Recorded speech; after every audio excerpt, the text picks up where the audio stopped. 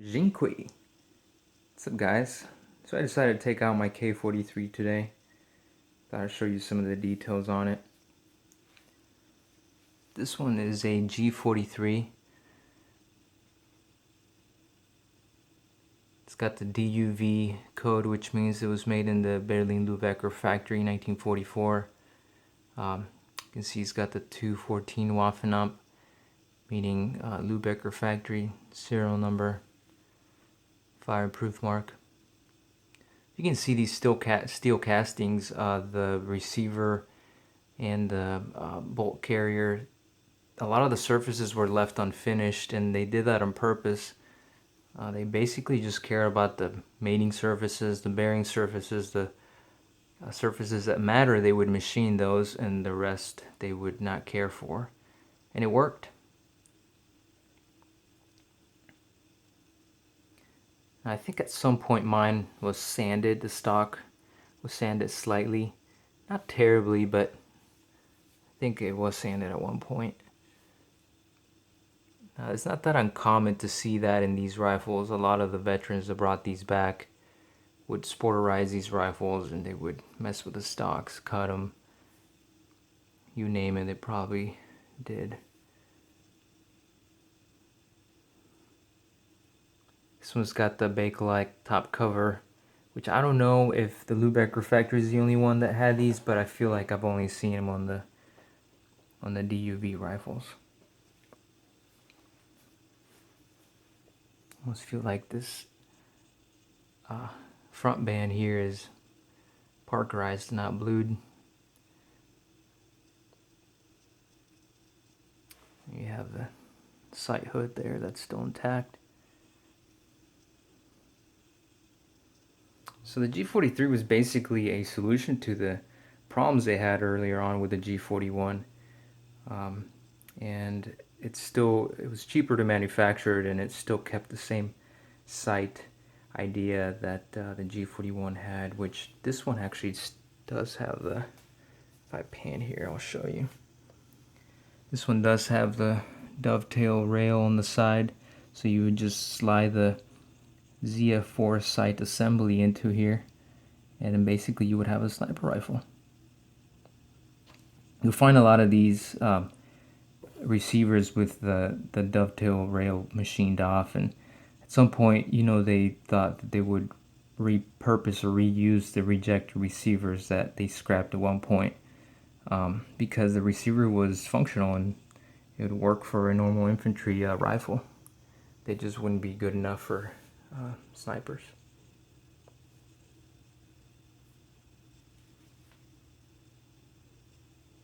So there's 3 manufacturers of these.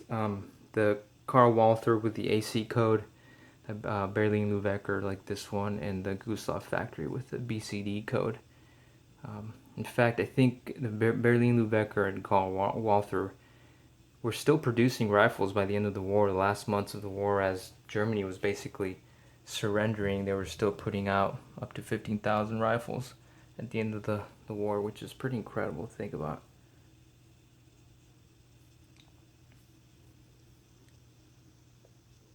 Now, I do have a sight.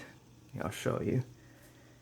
I do have a ZF4 sight, which I was able to get actually on eBay. But I got it on the German eBay. You can find a lot of stuff that you can't find here that at a decent price. And I was really excited because I figured, I'll just get the sight. I should be able to find a mount. And then I realized that the mounts are harder to find than the sights. So if you're looking into turning your K43 into a sniper rifle, just know that those sight mounts are ridiculous. They go for more than $1,000 for basically just a piece of cast steel. But people are willing to pay that much for that mount. I guess they're rare enough. The sights, I believe they made to 150,000 of these sights, which the sights are not that hard to find, but when it comes to finding the mounts for them, you run into a little bit more problem finding the original mounts. There's a lot of reproduction mounts out there that go fairly cheap, but I don't know how accurate they are, and I don't know if I would want to do that. So if you guys know of somebody that has a mount for a decent price, doesn't want to charge an arm and a leg, let me know. I'll be interested. Anyways, so this is basically it. I'll try to see if I can flip the rifle without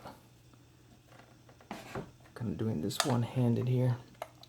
I should be able to show you some of the details on the other side.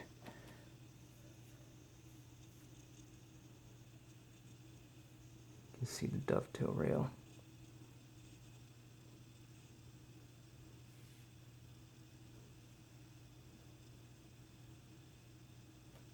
Got the little disassembly locking latch there.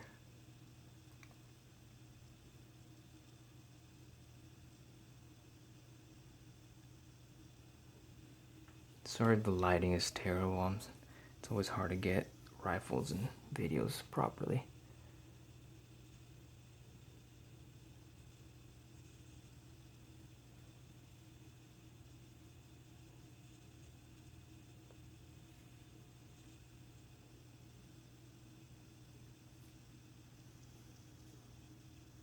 Typical German graduated sight.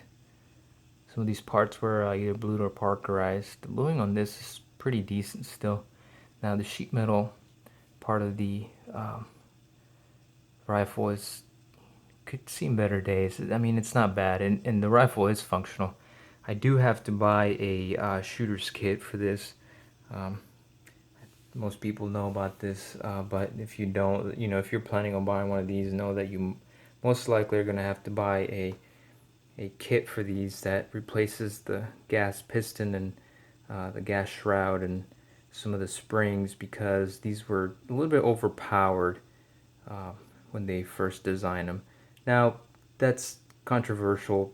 Most of these were meant for the Eastern Front, and they function well over there, and with all the grime and dirt, they never kept these rifles as clean as collectors do. So in the perfect world, like we have here, we might think they're overpowered, and what happens is the bolt basically slams back here into the receiver, and this sheet metal part starts wearing and cracking here in the back.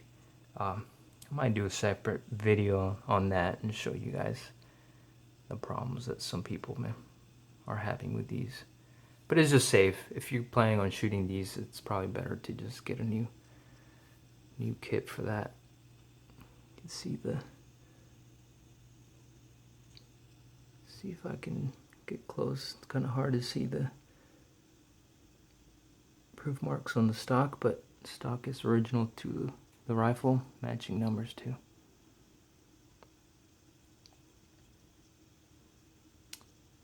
Anyway, so that is it, guys. I hope you enjoyed. If you have any questions, let me know.